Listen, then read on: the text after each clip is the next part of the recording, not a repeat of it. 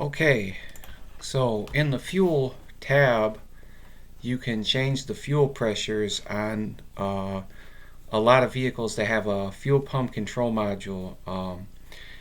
The question is, should you change them? And the answer is maybe. It just depends on what's going on with your fuel demand. If you have larger injectors, you could probably get away with just leaving these values stock. If you have stock injectors and you're just a little bit close to the duty cycle line, a few extra psi could hold you over for a while until your next modification. Then you have to move up to a larger injector. I have a log file here, and I will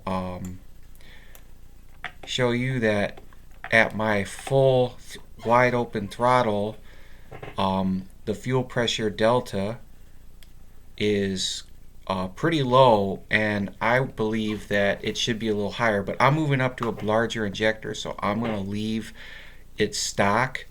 The fuel pressure was 54 psi, and then that brings it down after the manifold pressure is a subtraction to the value.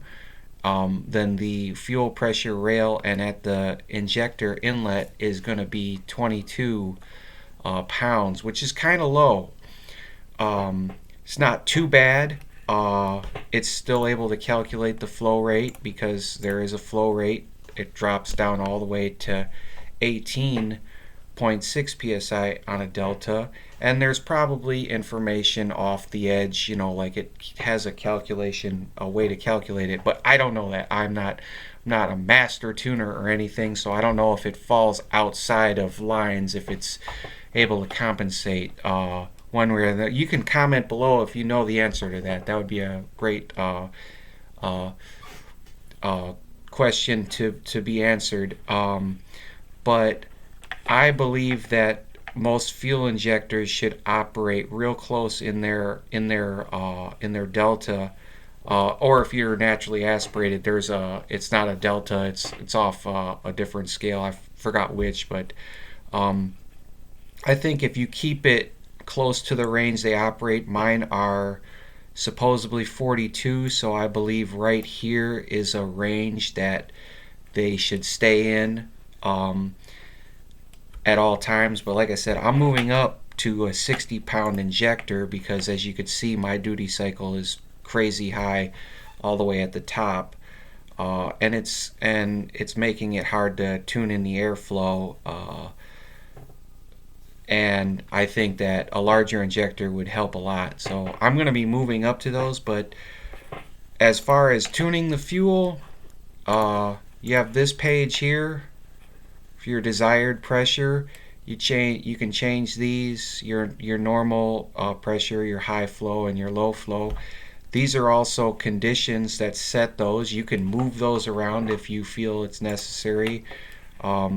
It's really hard. It was really hard for me. I played with these a little bit and got the pressures different, but I ended up moving them back to stock just so that way I had a consistent line. Also, this one's really, really important. Max pressure, max rail pressure.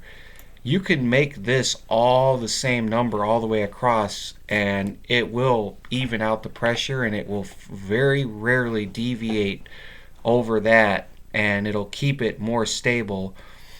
And the pressure and the delta won't bounce around as much. Like if you look here, you can see the delta is fairly stable. I've seen it bounce a lot sometimes, but it seems to be very stable right now. But as for fuel pressure tuning, you want to do this. If you're going to do this, you realize you may mess with airflow, which is also fuel tuning to some degree. So your MAF curve may end up being a little off after you mess with fuel pressure, and your virtual volumetric efficiency or your VE table if you have a Gen 3 or lower with the fuel pump control module installed. I doubt there's that many. I don't know that for sure, but for fuel pressure,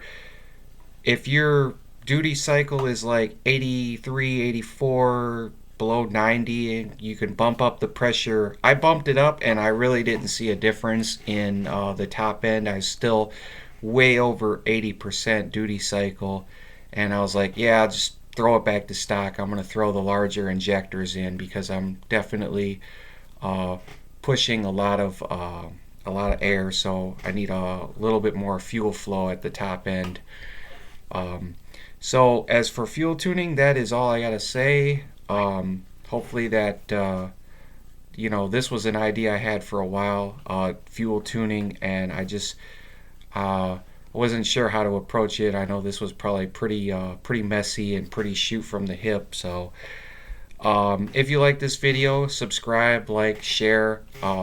It's not super informative. I realize that, but it's a couple of things, and to get some more videos up about tuning, things that nobody seems to talk about.